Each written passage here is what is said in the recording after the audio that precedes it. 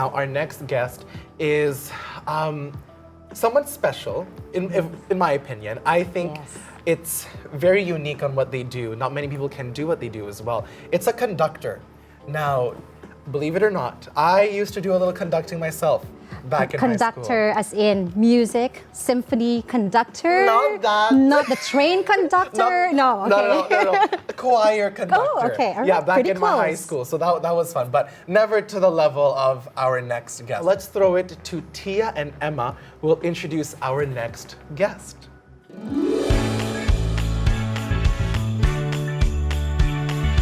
Our special guest today is the artistic director and conductor of the Hironia Symphony Orchestra and King Edward Choir, and a guest conductor of the Macedonian Opera and Ballet.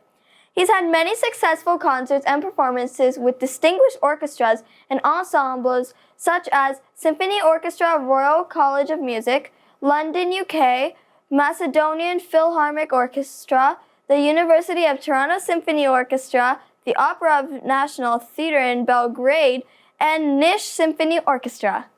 In his conducting career, he's been involved in music making in different genres, including opera, symphonic, chamber, and even in the characteristic silent movie performances. Together with his wife, he established the Maestro Music Center, where he teaches piano, singing, violin, viola, vocal, and orchestra conducting, as well as music theory and harmony. Boys and girls, let's welcome Mr. Oliver Balaburski.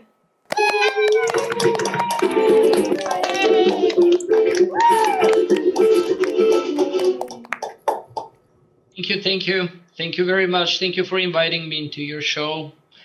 I hope this conversation is going to be interesting and useful to you. Thank you. Oliver, can you please tell us about yourself and how you got into music? Everything started when I was 10 years old. I wanted to go to music school. In that time existed a music school financed by the government of Macedonia.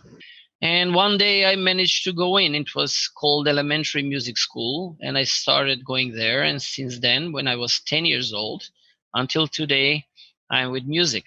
I just loved playing instrument and loved singing. What is an orchestra conductor?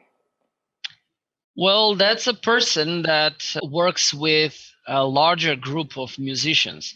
So orchestras have different sizes. You have small orchestras, chambers, we call them chamber orchestras, that can have 10 people, or larger orchestras that can have 150 people.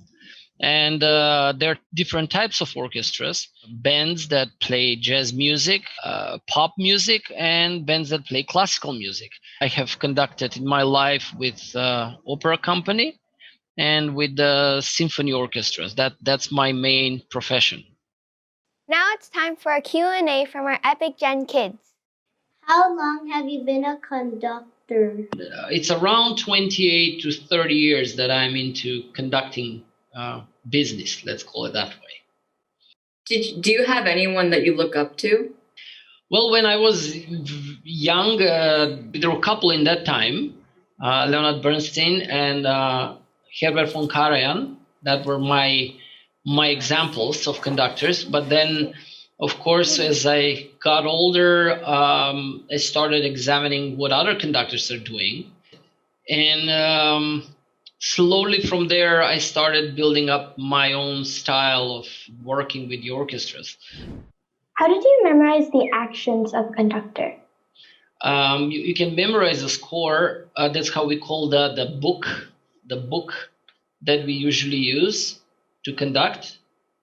And usually they're very thick, as you can see. And in the score, you have all the instruments from the orchestra. All the instruments. We have the flutes, the clarinets, oboes, clarinets, bassoons.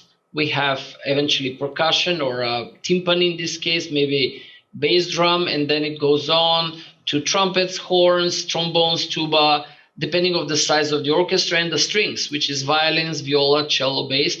And they're all written in separate lines, as you can see. They're all written in separate lines. They sound vertically, but they're written horizontally. In classical music, the forms are much more complicated. They have themes and bridges and developments and harmonic progressions. They're much more complex, but with training and knowledge, you learn how to recognize all of this and you start memorizing the parts. And that's how you memorize the music. What is your favorite part of your day as a conductor? The best part of the day is when I have to get ready for a rehearsal and I have to open the scores and work on them and work on the music that I'm going to perform. Conducting profession is not longer a profession for me. It's more of a life, of a life choice. It's part of me. It's not something that I go to work. It's something that I just love doing. And I'm lucky that I have chosen a profession that actually I love doing. How hard is it to conduct?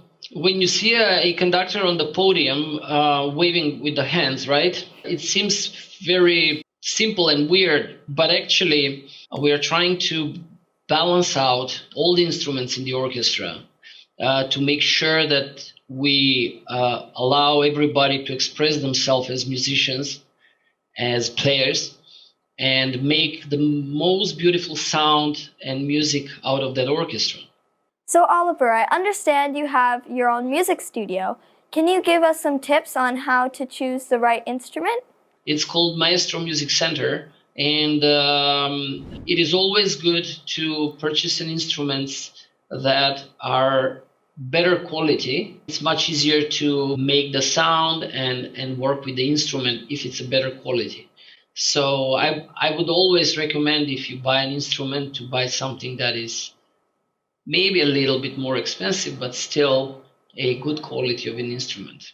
Also, any advice to the young musicians out there? I will give you the same advice that I got when I was a kid, and that was, no matter how talented you are, you have to practice, which means, and I was told that 1% is a talent, and 99% is work. So I'll give you just an example. Approximately a professional musician, which means person that is already established and is playing or singing, practice 6 to 8 hours a day. Of course, it's not easy to practice 6 to 8 hours, but for young musicians, 1 hour a day is pretty good. It is important that when you practice, that you practice every single day, that you don't miss a day. Thank you so much for the wonderful advice, Oliver, and thank you, Epic Gen Kids, for your questions. Oliver, before we say goodbye, would you like to share an inspirational message for our youth this Christmas season? Be with your families, love each other, stay healthy. This is very important in this period of time. Respect each other a lot, because that's the only thing that's going to keep us going. And do your homeworks on time. Practice your instruments. Practice your singing. Enjoy playing music, because music makes us better people. Thank you once again, Oliver, for joining us. Now let's watch this special Christmas performance by Oliver and his wife, Aleksandra Balaburska, entitled Panis Angelicus.